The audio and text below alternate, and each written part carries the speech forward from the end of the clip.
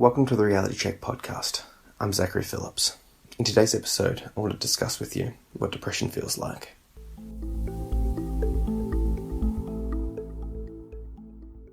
So rather than talk in retrospect about what I feel when I'm depressed, I decided to record myself talking about how I felt at the time. So what I'll play for you shortly is a short clip that I recorded about 2 or 3 weeks ago when I was quite low, suffering from depression. I wanted to do it at the time because, when you recover or when you're feeling better, there's a tendency to forget what it's like. And in describing mental illness, I worry that I would revert back to a cliched feeling. This is the stereotypical version of what depression is, which I don't think is helpful for anyone. You'll see people posting things on Instagram or Facebook, and it's something like, depression is not feeling at all, and anxiety is feeling too much, and both of them combined are hell. And, there might be some truth to it, but it doesn't exactly capture the nuance of how someone suffering at the time is feeling. So, what follows is a short clip on how I felt at the time, and you'll notice that my general affect is quite low.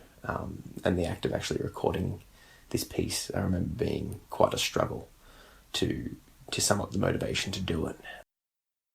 But I wanted to be able to show people and explain to people what I felt when I was feeling quite low.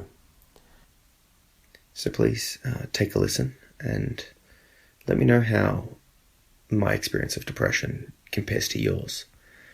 I'd be curious to see if what I'm feeling correlates to how other people suffer from depression. Re-listening to this makes me quite aware that my general state is one of anxiety. I realise now that although my moods might go up and down, it's not the same as being depressed.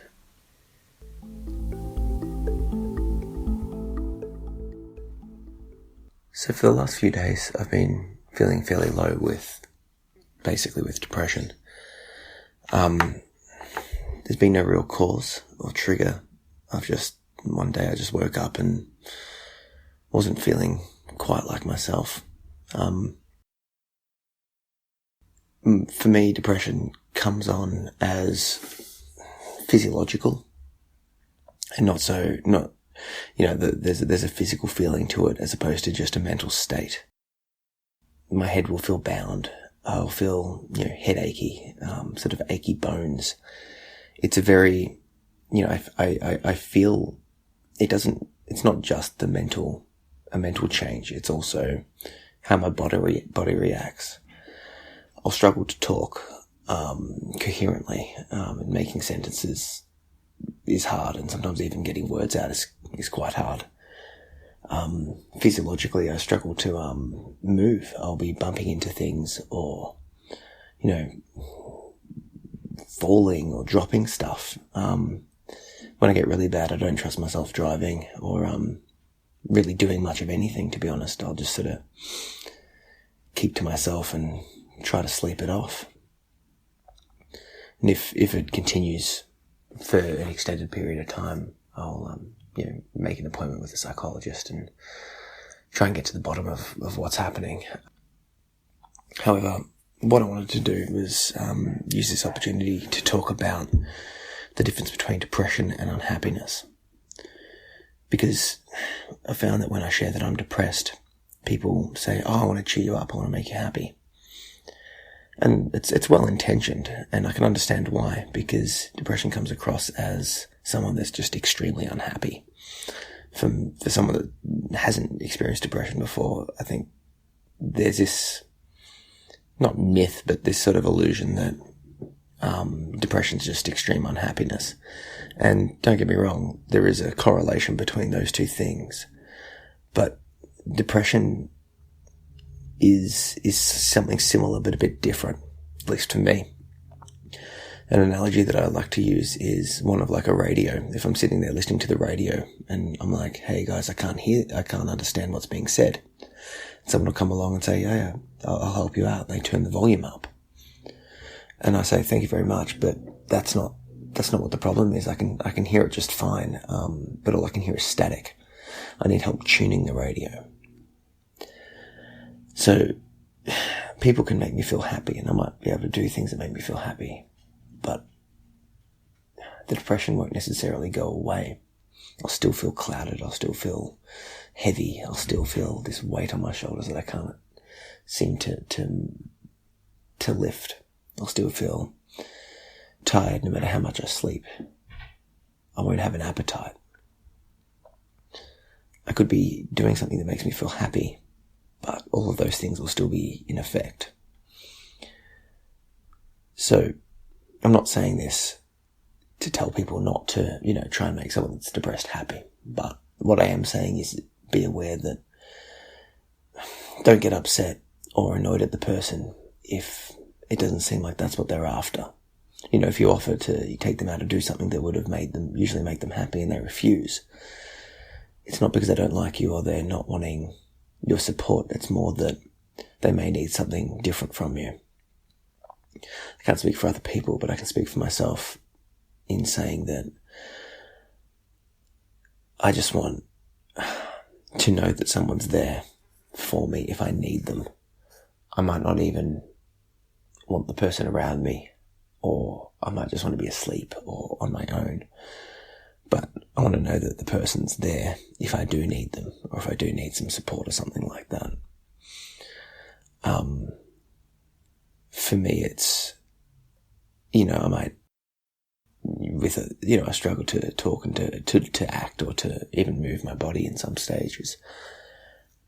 The best help for me could be, getting me some food, basically, or helping me with some basic house chores, or just doing things that need to be done, and just being there, just a hug, or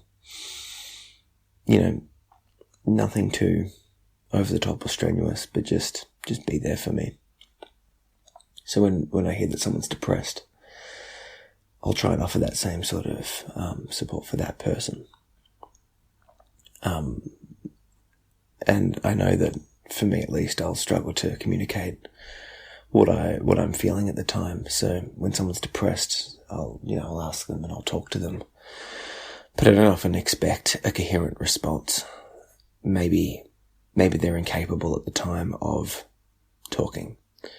Maybe what they're feeling is quite hard and they're not sure if they can talk, or they can't express it. Maybe they don't have the words or the vocabulary or whatever. But what I do try and see is acknowledge that they're suffering and just help them out. So yeah, a bit of a short one today, and I'm sorry for the lackluster tone of my voice, but like I said, I'm sort of going through it right now, and I just wanted to use this as a way to share my thoughts as it's happening, as opposed to remembering when it's happening. It's harder to. Maybe what I'll do is I'll do a follow-up to this, and I'll talk about it when I am happy, and I'll have a bit more of an ability to vocalize what I'm feeling, as opposed to the sort of a bit of a mess that I got with this one. Anyway, thanks for listening.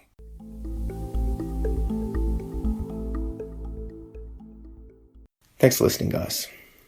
If you want, you can follow me on social media. I'm on Instagram, Twitter, and Facebook at Zach P. Phillips. And if you head over to my website at zachary-phillips.com, you'll be able to check out my blog and other works that I've put up. I'm also releasing a 1-minute video series on YouTube that are almost like mini podcast episodes. They're 1 minute long each and cover a variety of topics, mainly focusing on mental health and recovery, but some other little quick insights there as well. So links to the video series, social media, and my website are in the show notes. I really want to help break the stigma of mental illness and childhood trauma. My hopes is that by sharing my story and my experiences, other people will be able to see that their experiences are normal and that there's other people out there like them. So I encourage you to share my work with people that would appreciate it.